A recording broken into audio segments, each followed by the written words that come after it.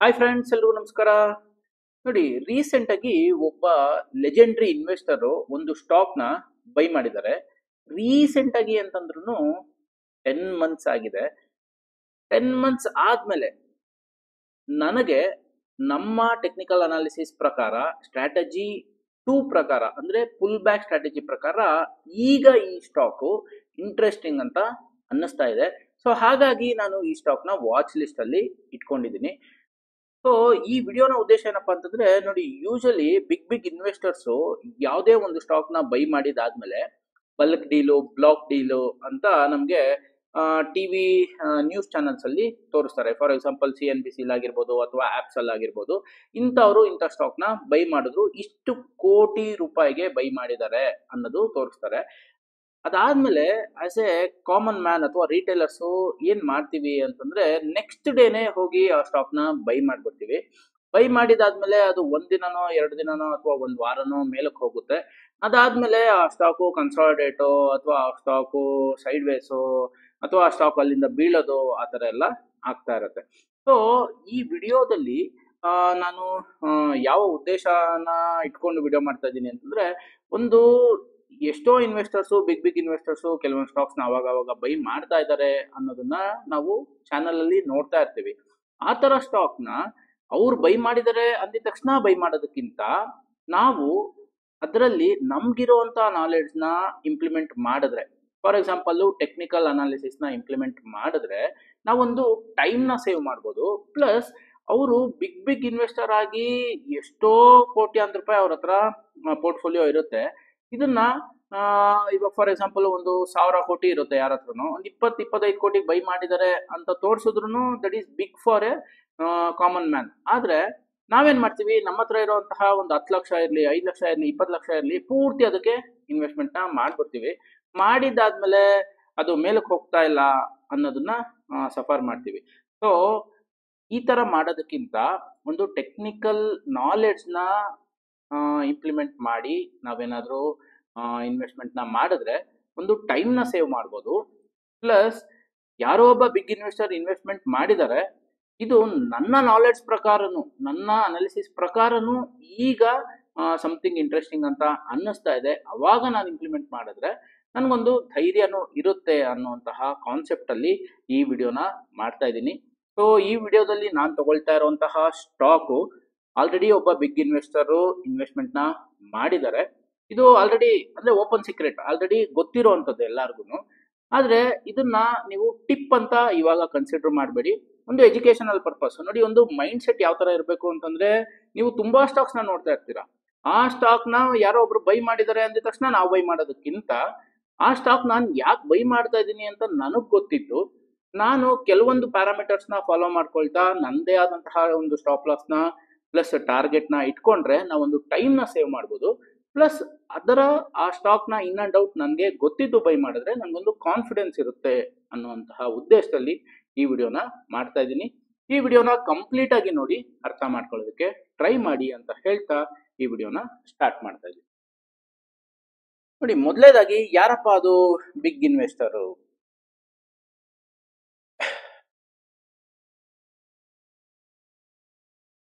ನೋಡಿ, ಈ big investor ನಾನು ಹೇಳ್ತಾ ಇರೋರು ವಿಜಯ್ ಕೇಡಿಯಾ ಅನ್ನುವಂತಹ big investor. Vijay Kedia started as a struggling trader at 19. Almost ಯಾರ್ಯಾರು ಬಿಗ್ ಇನ್ವೆಸ್ಟರ್ ಇದಾರೋ ಅವರೆಲ್ಲ ಟ್ರೇಡಿಂಗ್ ಇಂದನೇ ಅವರ ಕೆರಿಯರ್ ನ ಸ್ಟಾರ್ಟ್ ಮಾಡಿರ್ತಾರೆ. ಅದಾದ್ಮೇಲೆ ಮಾರ್ಕೆಟು ಪಾಠ ಕಲಿಸುತ್ತೆ. ಕಲಿಸಿದಾದ್ಮೇಲೆ ಎಷ್ಟೋ ಲೆಸನ್ಸ್ ನ ನಾವು ಕಲ್ತ್ಕೊಳ್ತಾ ಮೆಚುರಿಟಿ ಬರ್ತಾ ಇದ್ದಂಗೆ ನಾವು ಒಂದು ಏನು ಇನ್ವೆಸ್ಟ್ಮೆಂಟ್ ಕಡೆ ಒಂದು 70-75% ಕಾನ್ಸಂಟ್ರೇಷನ್ ಮಾಡ್ತೀವಿ, ಒಂದು 20-25% ಟ್ರೇಡಿಂಗ್ ಕಡೆ ಗಮನ ಹರಿಸ್ತೀವಿ. ಅದೇ ತರ ಇವ್ರು ಒಬ್ಬ ಬಿಗ್ ಇನ್ವೆಸ್ಟರ್. ಓಕೆ, ಇವ್ರ ಸ್ಟ್ರಾಟಜಿ ಏನಪ್ಪಾ ಅಂತಂದ್ರೆ ಸ್ಮೈಲ್ ಸ್ಟ್ರಾಟಜಿ ಅಂತ. ಸ್ಮೈಲ್ ಅಂತಂದ್ರೆ ನೋಡಿ, ಇಲ್ಲಿ ಒಂದೊಂದೇ ಲೆಟರ್ಗೂ ಒಂದೊಂದು ಅರ್ಥ ಇದೆ. ಎಸ್ ಅಂತಂದ್ರೆ ಇವರು ಟಾರ್ಗೆಟ್ ಮಾಡುವಂತಹ companies small in size. S ಅಂತಂದ್ರೆ ಸ್ಮಾಲ್ ಇನ್ ಸೈಜ್. ಎಂ ಅಂತಂದ್ರೆ ಮಾಡರೇಟ್ಲಿ ಎಕ್ಸ್ಪೀರಿಯನ್ಸ್ಡ್ ಮ್ಯಾನೇಜ್ಮೆಂಟ್, ಅಂದ್ರೆ ಮ್ಯಾನೇಜ್ಮೆಂಟ್ ಚೆನ್ನಾಗಿರ್ಬೇಕು ಅಂತ. ಎಲ್ ಅಂತಂದ್ರೆ ಲಾರ್ಜ್ ಆಸ್ಪಿರೇಷನ್, ಅಂದ್ರೆ ಇವ್ರದ್ದು ಆಕಾಂಕ್ಷೆಗಳು ದೊಡ್ಡದಾಗಿರ್ಬೇಕು ಅಂತ. Plus operates in industry. I ಅಂತಂದ್ರೆ ಇವರು ಇಂಡಸ್ಟ್ರಿ ಆಪರೇಟ್ ಮಾಡ್ತಾ ಇರಬೇಕು. ನೋಡಿ, ನೀವು ನನ್ನ ವಿಡಿಯೋಸ್ ನೋಡಿದ್ರೆ ಪ್ರೀವಿಯಸ್ಲಿ ಮಲ್ಟಿ ಬ್ಯಾಗರ್ ಸ್ಟಾಕ್ಸ್ ಅಲ್ಲಿ ನಾವು ಚೂಸ್ ಮಾಡುವಂಥದ್ದು ಪ್ರಾಡಕ್ಟ್ ಬೇಸ್ ಅಥವಾ ಮ್ಯಾನುಫ್ಯಾಕ್ಚರಿಂಗ್ ಇಂಡಸ್ಟ್ರಿ ಇರುವಂತಹ ಕಂಪನೀಸ್ ಅಂತ ನಾನು ಆಲ್ರೆಡಿ ಮೆನ್ಷನ್ ಮಾಡಿದ್ದೀನಿ. ಇವರ ಪಾಯಿಂಟ್ ಆಫ್ ವ್ಯೂನು ಯಾವುದೇ ಒಂದು ಸ್ಟಾಕ್ ಅಲ್ಲಿ ಇವ್ರು ಇನ್ವೆಸ್ಟ್ಮೆಂಟ್ ಮಾಡಿದ್ರೆ ಅದು ಇಂಡಸ್ಟ್ರಿ ಬೇಸ್ ಆಗಿರಬೇಕು ಅನ್ನೋದು, ಪ್ಲಸ್ ಎಕ್ಸ್ಟ್ರಾ ಲಾರ್ಜ್ ಪೊಟೆನ್ಷಿಯಲ್. ಅಂದ್ರೆ ಅಂತಂದ್ರೆ ನೆಕ್ಸ್ಟ್ ಪೊಟೆನ್ಷಿಯಲ್, ಅಂದ್ರೆ ನೆಕ್ಸ್ಟ್ ಇನ್ನ 10 ಇಯರ್ಸ್ ಗ್ರೋತ್ ನ ನೋಡ್ತಾರೆ ಇವರು, 5 ಇಯರ್ಸ್ ಗ್ರೋತ್ ನ ನೋಡ್ತಾರೆ. ಸೊ ಹಾಗಾಗಿ ಇವರ ಸ್ಟ್ರಾಟಜಿ ನೇಮ್ ಬಂದು ಸ್ಮೈಲ್ ಸ್ಟ್ರಾಟಜಿ ಅಂತ ಅಂದ್ಬಿಟ್ಟು. ಸೊ ಇವರ ಕರೆಂಟ್ ಇನ್ವೆಸ್ಟ್ಮೆಂಟ್, ಇವಾಗಿನ ಇನ್ವೆಸ್ಟ್ಮೆಂಟ್ ಎಷ್ಟಿದೆಯಪ್ಪ ಅಂತಂದ್ರೆ 1288 crores ಇವರ ಕರೆಂಟ್ ಇನ್ವೆಸ್ಟ್ಮೆಂಟ್ ಇದೆ. ಸೊ ಹಾಗಾದ್ರೆ ರೀಸೆಂಟ್ ಆಗಿ ಇವರು ಯಾವ ಸ್ಟಾಕ್ ನ ಬೈ ಮಾಡಿದ್ರು ಅಂದ್ರೆ, ನಾನೇನು 10 months ಮೊದಲು ಒಂದು ಸ್ಟಾಕ್ ನ ಬೈ ಮಾಡಿದ್ದಾರೆ ಅಂತ ಹೇಳ್ತಾ ಇದ್ದೀನಿ. ಯಾವ್ದದು ಸ್ಟಾಕು ಅಂತಂದ್ರೆ ನೋಡಿ, ಇವರು ಗ್ರೀವ್ಸ್ ಕಾಟನ್ ಅನ್ನುವಂತಹ ಶೇರ್ಸ್ ನ ಬ್ಲಾಕ್ ಡೀಲ್ ಅಲ್ಲಿ 0.52% 25 ಕೋಟಿ ಅಂದ್ರೆ 209 ರೂಪಾಯಿಗೆ 25 ಕೋಟಿ ರೂಪಾಯಿ ಅಷ್ಟು ಶೇರ್ಸ್ ನ ಬೈ ಮಾಡಿದ್ದಾರೆ. ಯಾವತ್ತು ಅಂತಂದ್ರೆ ಡಿಸೆಂಬರ್ 9ನೇ ತಾರೀಕು. ಅಂದ್ರೆ ಇವರ ಟೋಟಲ್ ಇನ್ವೆಸ್ಟ್ಮೆಂಟ್ ಬಂದು ಪೋರ್ಟ್ಫೋಲಿಯೋ ಬಂದು 1280 ಕೋಟಿ ಇದೆ. ಅದರಲ್ಲಿ ಒಂದು part of the investment, small investment 25 ಕೋಟಿನ ಗ್ರೀವ್ಸ್ ಕಾಟನ್ ಅಲ್ಲಿ ಇನ್ವೆಸ್ಟ್ಮೆಂಟ್ ನ ಮಾಡಿದ್ದಾರೆ. ಸೊ ಈ 25 ಕೋಟಿನ ಇವ್ರೇನಾದ್ರು ಸುಮ್ಮನೆ ಇನ್ವೆಸ್ಟ್ಮೆಂಟ್ ಮಾಡಿರ್ತಾರ? ಇಲ್ಲ, ಯೋಚನೆ ಮಾಡಿನೇ. ಅಂದ್ರೆ ಈ ತರ ಬಿಗ್ ಇನ್ವೆಸ್ಟರ್ಸ್ ಏನು ಅಂತಂದ್ರೆ ಎಷ್ಟೇ ಇನ್ವೆಸ್ಟ್ಮೆಂಟ್ ಮಾಡಿದ್ರು ಅದರಲ್ಲಿ ಥಾಟ್ಫುಲ್ ಇದ್ದೇ ಇರುತ್ತೆ. ಅಂದ್ರೆ ಸುಮ್ನೆ ಅಂತೂ ಇನ್ವೆಸ್ಟ್ಮೆಂಟ್ ನ ಮಾಡಲ್ಲ. ಆದ್ರೆ ಇದ್ರಲ್ಲಿ ಏನ್ ಅರ್ಥ ಮಾಡ್ಕೋಬೇಕು ನಾವು ಅಂದ್ರೆ, ಇವ್ರ ಹತ್ರ ಟೋಟಲ್ ಪೋರ್ಟ್ಫೋಲಿಯೋ ಇರೋದು 1280 ಕೋಟಿ, ಇವ್ರು ಬೈ ಮಾಡ್ತಾ ಇರೋಂಥದ್ದು ಬರೀ 25 ಕೋಟಿ, ಅಂದ್ರೆ ಪಾರ್ಟ್ ಆಫ್ ದ ಇನ್ವೆಸ್ಟ್ಮೆಂಟ್. ಈ 25 ಕೋಟಿಯಷ್ಟು ಶೇರ್ಸ್ ನೆಕ್ಸ್ಟ್ 6 ವರ್ಷ, 5 ವರ್ಷ, 3 ವರ್ಷ ಮೇಲಕ್ಕೆ ಹೋಗ್ಲಿಲ್ಲ ಅಂತಂದ್ರು ಇವರು ಜಾಸ್ತಿ ತಲೆ ಕೆಡ್ಸ್ಕೊಳಕ್ ಹೋಗಲ್ಲ, ಬಿಕಾಸ್ ಇವ್ರದ್ದು ಪಾರ್ಟ್ ಆಫ್ ದ ಇನ್ವೆಸ್ಟ್ಮೆಂಟ್ ಇರುತ್ತೆ. ಈ ತರ ನ್ಯೂಸ್ ನಾವು ಕಾಮನ್ ಆಗಿ ನೋಡಿದ ತಕ್ಷಣ ಏನ್ ಮಾಡ್ತೀವಿ ಅಂತಂದ್ರೆ, ನೆಕ್ಸ್ಟ್ ಡೇ ಮಾರ್ನಿಂಗ್ ಬೈ ಮಾಡ್ಬಿಡ್ತೀವಿ. ಇವರ ಪ್ರಾಸ್ಪೆಕ್ಟ್ ಬಂದು ನೆಕ್ಸ್ಟ್ 5 ಇಯರ್ಸ್ಗೋ 10 ಇಯರ್ಸ್ಗೋ ಇರುತ್ತೆ. ಆದ್ರೆ ನಮ್ಮ ಪ್ರಾಸ್ಪೆಕ್ಟ್, ನಾವು ಇದನ್ನ ನೋಡಿದ ತಕ್ಷಣ ಬೈ ಮಾಡ್ತೀವಲ್ಲ, ನಾವು ನೆಕ್ಸ್ಟ್ 10 ಡೇಸ್ಗೆ 15 ಡೇಸ್ಗೆ ಅಥವಾ 1 ವೀಕ್ಗೆ ಅಂದ್ಬಿಟ್ಟು ಬೈ ಮಾಡ್ತೀವಿ. ಸೊ ಅವಾಗ ಆ ತರ ಬೈ ಮಾಡಿದಾಗ ಆ ಸ್ಟಾಕ್ ಆ 1 ವೀಕಲ್ಲಿ ಸ್ವಲ್ಪ ಮೇಲಕ್ಕೆ ಹೋಗ್ಬೋದು ಅಥವಾ ಹೋಗ್ದೇನೂ ಇರ್ಬೋದು. ಸೊ ಈ ತರ ಅಂದ್ರೆ ಈ ತರ ಒಂದು ಯಾವುದೇ ಒಂದು ಇನ್ವೆಸ್ಟ್ಮೆಂಟ್ ಯಾರೋ ಒಬ್ರು ಮಾಡಿದ್ದಾರೆ ಅಂದ ತಕ್ಷಣ ಬೈ ಮಾಡೋದಕ್ಕಿಂತ ನಾವು ನಮ್ಮ ಅನಾಲಿಸಿಸ್ ನ ಮಾಡ್ಕೊಂಡು ಬೈ ಮಾಡಿದ್ರೆ ಅದು ಒಂದು ಒಳ್ಳೆ ರಿಸಲ್ಟ್ಸ್ ಕೊಡುತ್ತೆ. ಅದನ್ನ ನೋಡ್ತಾ ಬರೋಣ ಮುಂದಕ್ಕೆ. ಹಾಗಾದ್ರೆ ಗ್ರೀವ್ಸ್ ಕಾಟನ್ ಏನ್ ಮಾಡ್ತಾ ಇದೆಯಪ್ಪ, ಈ ಶೇರ್ಸು, ಈ ಕಂಪನಿ ಏನ್ ಮಾಡ್ತಾ ಇದೆ? ಇದಕ್ಕೆ ನಾವು screener.in ಹೋಗ್ಬೇಕು. ಇದರಲ್ಲಿ ಆಸ್ ಎ ಫ್ರಂಟ್ ಪೇಜ್ ಅಲ್ಲೇ ನಾವು ನೋಡುವಂಗೆ, Greaves Cotton is engaged in manufacturing of engine manufacture ಮಾಡ್ತಾ ಇದೆ. ಪ್ಲಸ್ ಇವ್ರದ್ದು ಇನ್ನು ಎಲೆಕ್ಟ್ರಿಕ್ ವೆಹಿಕಲ್ಸ್ ಕೂಡ ಇದೆ ಅನ್ನೋದು ನಮಗೆ ಈ ಫ್ರಂಟ್ ಪೇಜ್ ಅಲ್ಲೇ ಗೊತ್ತಾಗ್ತಾ ಇದೆ. ಈ ಬಿಸ್ನೆಸ್ ಪಾಯಿಂಟ್ಸ್, ಇಂಜಿನ್ ಮ್ಯಾನುಫ್ಯಾಕ್ಚರಿಂಗ್ ಅಲ್ಲಿ ಇವ್ರದ್ದು 61% ರೆವಿನ್ಯೂ ಬರ್ತಾ ಇದೆ. ಎಲೆಕ್ಟ್ರಿಕ್ ಮೊಬಿಲಿಟಿನಲ್ಲಿ ಈಗ 23% ಆಗಿದೆ 2024 ಅಲ್ಲಿ.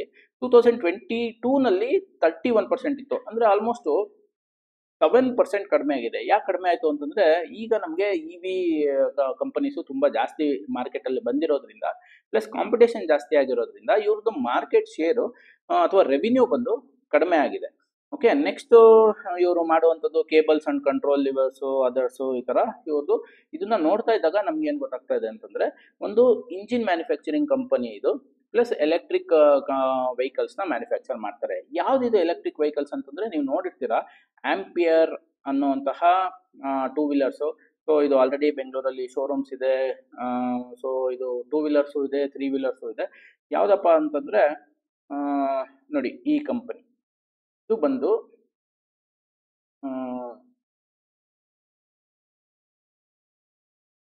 ಬಂದು Greaves cotton.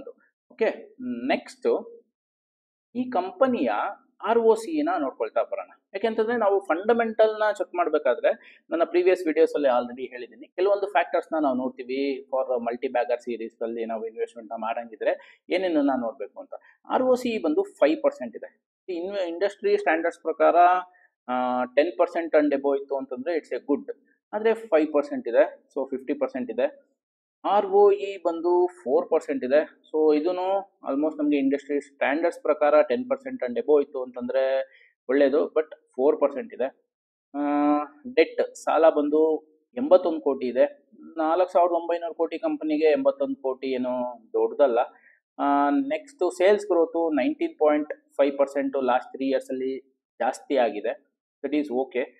Next industry P 42 ಇದೆ, ಸ್ಟಾಕ್ ಪಿ 74 ಇದೆ. ಅಂದರೆ ಇದು ಒಂದು ಸ್ವಲ್ಪ ಓವರ್ ಪ್ರೈಸ್ಡ್ ಕಂಪನಿ. ಆದ್ರೂ ವಿಜಯ್ ಕೇಡಿ ಅವರು ಇನ್ವೆಸ್ಟ್ಮೆಂಟ್ ಮಾಡಿದ್ದಾರೆ ಅಂತಂದ್ರೆ ಸಮಥಿಂಗ್ ಅವ್ರಿಗೇನು ಕಾಣಿಸ್ತಾ ಇದೆ ಅನ್ನೋದು ನಮಗೆ ಪ್ಲೈನ್ ಆಗಿ ಗೊತ್ತಾಗ್ತಾ ಇಲ್ಲ. ಯಾಕೆಂತಂದ್ರೆ ಯೂಶಲಿ ವಿಜಯ್ ಕೇಡಿಯಾ ಅವರು ಸೆಲೆಕ್ಟ್ ಮಾಡುವಂತಹ ಕಂಪನಿ ಹೆಂಗಿರುತ್ತೆ ಅಂತಂದ್ರೆ ಅದು ವ್ಯಾಲ್ಯೂಯೇಷನ್ ವೈಸ್ ಚೆನ್ನಾಗಿರುತ್ತೆ ಅನ್ನೋದು ಅವರ ಪ್ರೀವಿಯಸ್ ಪಿಕ್ಸ್ ಎಲ್ಲ ನಾವು ನೋಡಿದ್ರೆ ಗೊತ್ತಾಗುತ್ತೆ. ಆದರೆ ಇದರ ಈ ಕಂಪನಿ ಪ್ರಕಾರ ಇದು ಸ್ವಲ್ಪ ಜಾಸ್ತಿ ವ್ಯಾಲ್ಯೂಯೇಷನ್ ಇದೆ. Next operating profit margin 5.47%. ಈಗೇನು operating profit margin industry standards ಪ್ರಕಾರ ಕಡಿಮೆನೇ ಇದೆ. ಬಟ್ ಅವ್ರಿಗೆ ಯಾವ ಫ್ಯಾಕ್ಟರ್ಸ್ ಅಲ್ಲಿ ಇಂಟ್ರೆಸ್ಟಿಂಗ್ ಅಂತ ಅನ್ನಿಸ್ತಾ ಇದೆ ಅನ್ನೋದು ಸದ್ಯಕ್ಕೆ ಇದನ್ನ ನೋಡಿದ್ರೆ ನಮಗೆ ಕನ್ಕ್ಲೂಷನ್ನ ತಗೊಳಕ್ಕೆ ಬರ್ತಾ ಇಲ್ಲ. Next profit and loss account. So almost profit and loss ಅಕೌಂಟಲ್ಲೂ ಸೇಲ್ಸು ಇಲ್ಲಿಂದ 2023 ತೊಗೊಂಡ್ರೆ 2699 ಕೋಟಿ, 2633 ಕೋಟಿ, 2900 ಕೋಟಿ. ಸೊ ಆಲ್ಮೋಸ್ಟ್ ಸ್ಟ್ಯಾಗ್ನೆಂಟ್ ಆಗಿದೆ. ಏನಂತ ಸೇಲ್ಸ್ ಗ್ರೋತ್ ಏನಿಲ್ಲ. ಇಲ್ಲಿಂದ ಇಲ್ಲಿಗೆ ಒಂದು ಹೆಚ್ಚು ಕಡಿಮೆ ನಮಗೆ ಎಷ್ಟು ಹೇಳ್ತೀವಿ, ಒಂದು 10-12% ಜಾಸ್ತಿ ಆಗಿದೆ. ಆದರೆ ಅಷ್ಟು ಸೂಪರ್ ಆಗಿ ಸೇಲ್ಸ್ ಗ್ರೋತ್ ಆಗ್ತಾ ಇದೆ ಅನ್ನೋ ಥರ ಏನಿಲ್ಲ. ಲಾಸ್ಟ್ 3 ಇಯರ್ಸಿಂದ ಸೇಲ್ಸ್ ಒಂದು ಸ್ಟ್ಯಾಗ್ನೆಂಟ್ ಆಗಿದೆ. ನೆಟ್ ಪ್ರಾಫಿಟ್ ಬಂದು ಮೈನಸ್ ಇದೆ. ಇಲ್ಲಿ ನೋಡಿ -367 ಕ್ರೋರ್ಸು, -6 ಕ್ರೋರ್ಸು. ಇಲ್ಲಿ ಏನೊಂದು ಇದು ಅಂತಂದ್ರೆ ಮೈನಸ್ಸು ಸಿಕ್ಕಾಪಟ್ಟೆ ಜಾಸ್ತಿ ಇತ್ತು, ಇಲ್ಲಿ ಮೈನಸ್ಸು ಕಡಿಮೆ ಆಗಿದೆ ಅನ್ನೋದು ಒಂದು ಫ್ಯಾಕ್ಟರ್ ಇದೆ. ನೆಕ್ಸ್ಟ್ ಇದನ್ನು ನೋಡಿದ್ರು ನನಗೆ ಅಷ್ಟು ಕನ್ಕ್ಲೂಸಿವ್ ಆಗಿರುವಂತಹ ಒಂದು ಒಳ್ಳೆ ಪ್ರಾಫಿಟ್ ಅಂಡ್ ಲಾಸ್ ಅಕೌಂಟ್ ಅಂತ ನನಗಿರುವಂಥ ನಾಲೆಡ್ಜಲ್ಲಿ. ಯಾಕೆಂತಂದರೆ ನಾನು ಫಂಡಮೆಂಟಲ್ಸ್ನ ತುಂಬ ಸ್ಟ್ರಾಂಗ್ ಆಗಿ ಸ್ಟಡಿ ಮಾಡಲ್ಲ, ಬಿಕಾಸ್ ನಾನು ಟೆಕ್ನಿಕಲ್ಸ್ನೇ ಸ್ಟ್ರಾಂಗ್ ಆಗಿ ಸ್ಟಡಿ ಮಾಡುವಂತಹದ್ದು. ನೆಕ್ಸ್ಟು ಇನ್ವೆಸ್ಟರ್ಸು ಪ್ರಮೋಟರ್ ಬಂದು 55.81% ಇದ್ದಾರೆ, FIs 2.45% ಇದ್ದಾರೆ, DIs 3.52% ಇದ್ದಾರೆ, ಪಬ್ಲಿಕ್ಕು 38% ಇದ್ದಾರೆ. ಸೊ ಓಕೆ, ಅಂದರೆ FIs ಮತ್ತು DIs ಇನ್ವೆಸ್ಟ್ಮೆಂಟ್ ಮಾಡಿದ್ದಾರೆ. ಪಬ್ಲಿಕ್ ಹೋಲ್ಡಿಂಗ್ಸ್ ಏನಿದೆ ಇದು 50%ಗಿಂತ ಕಡಿಮೆ ಇರೋದ್ರಿಂದ ಈ FIs share holding pattern is okay, good ಅಂತ ಹೇಳ್ಬೋದು. ಆದರೆ ಇದು ಯಾವುದ್ರಲ್ಲೂ ROCE, ROE, ಡೆಟ್ ಒಂದು ಓಕೆ, ಇದೆಲ್ಲದನ್ನು ನೋಡಿಕೊಂಡ್ರೆ ಅಷ್ಟು ಸೂಪರ್ ಆಗಿರುವಂತಹ ಕಂಪನಿ ಆಸ್ ಆಫ್ ನೌ ಅನ್ನೋದು ನನ್ನ ಫಂಡಮೆಂಟಲ್ ಫ್ಯಾಕ್ಟರ್ಸ್ ಪ್ರಕಾರ ನನಗೆ ಅನ್ನಿಸ್ತಾ ಇಲ್ಲ. ಆದರೆ ಈಗ ಆಲ್ರೆಡಿ ವಿಜಯ್ ಕೇಡಿ ಅವರು ಸಮಥಿಂಗ್ ಏನೋ ನೋಡಿ ಈ ಕಂಪನಿ ಮೇಲೆ ಇನ್ವೆಸ್ಟ್ಮೆಂಟ್ ಮಾಡಿದ್ದಾರೆ. ನನಗೆ ಏನು ಮ್ಯಾಚ್ ಆಗ್ತಾ ಇದೆ ಅಂತಂದರೆ, ಒಂದು ಪ್ರಾಡಕ್ಟ್ ಬೇಸ್ ಇರುವಂತಹ ಕಂಪನಿ, FIs ಇನ್ವೆಸ್ಟರ್ಸ್ದು FIs DIs ಏನು ಶೇರ್ ಹೋಲ್ಡಿಂಗ್ ಪ್ಯಾಟ್ರನ್ ಏನಿದೆ ಇದು ಮ್ಯಾಚ್ ಆಗ್ತಾ ಇದೆ.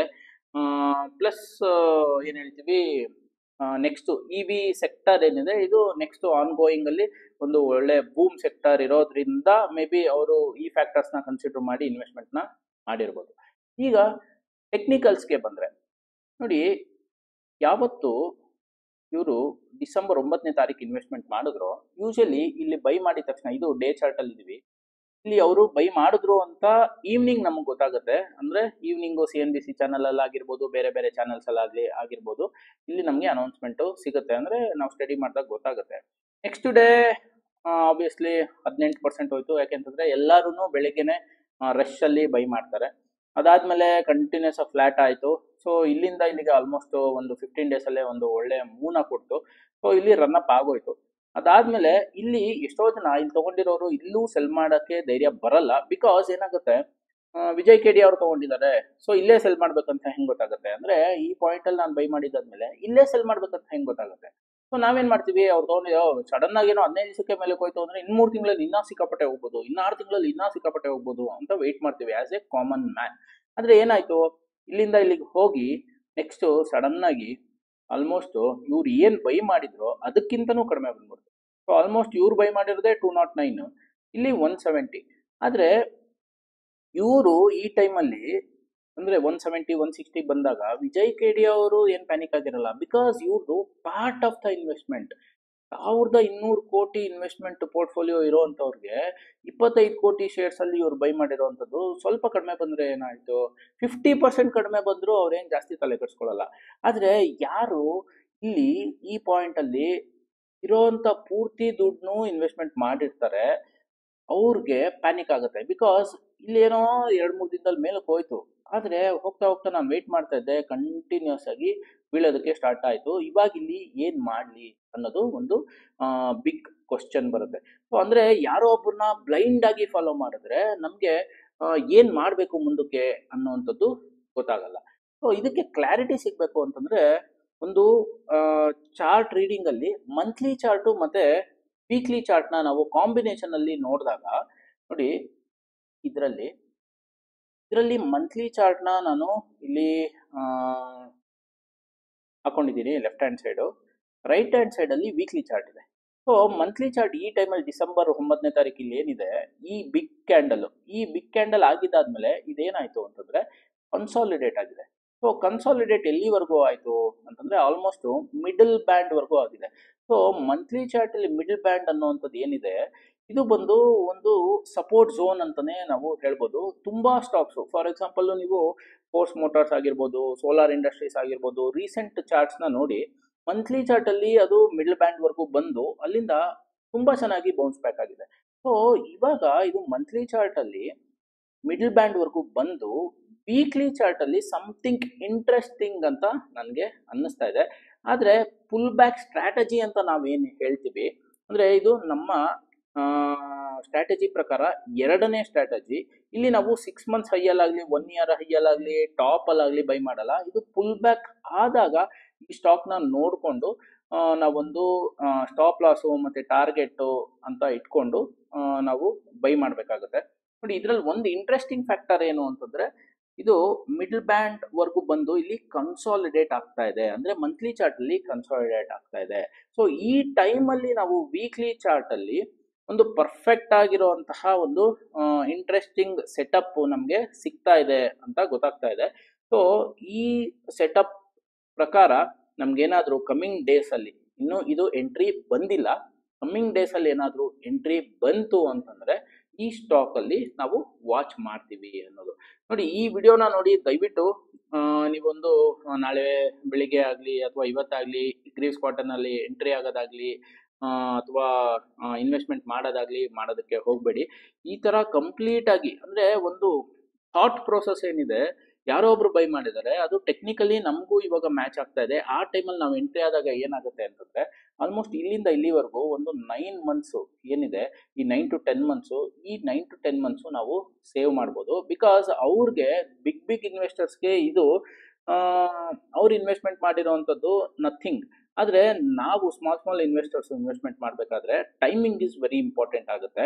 ಸೊ ಹಾಗಾಗಿ ಈ ಥರ ಒಂದು ಮಂತ್ಲಿ ಪ್ಲಸ್ ವೀಕ್ಲಿನ ಕಾಂಬಿನೇಷನಲ್ಲಿ ನೋಡಿಕೊಂಡು ನಾವು ಒಂದು ಫ್ಯಾಕ್ಟರ್ ಅಂದರೆ ನಮಗೊಂದು ಸಪೋರ್ಟ್ ಪಾಯಿಂಟ್ ಏನಾದರೂ ಸಿಗ್ತಾ ಇದೆ ಅಂತ ನೋಡಿಕೊಂಡು ನಾವು ಇನ್ವೆಸ್ಟ್ಮೆಂಟ್ನ ಮಾಡಿದ್ರೆ ನಮಗೊಂದು ಟೈಮ್ನ ಕ್ಯಾಚ್ ಮಾಡ್ಬೋದು, ಪ್ಲಸ್ ಒಂದು ಟೈಮ್ನ ಸೇವ್ ಮಾಡ್ಬೋದು ಅನ್ನೋವಂತಹದ್ದು.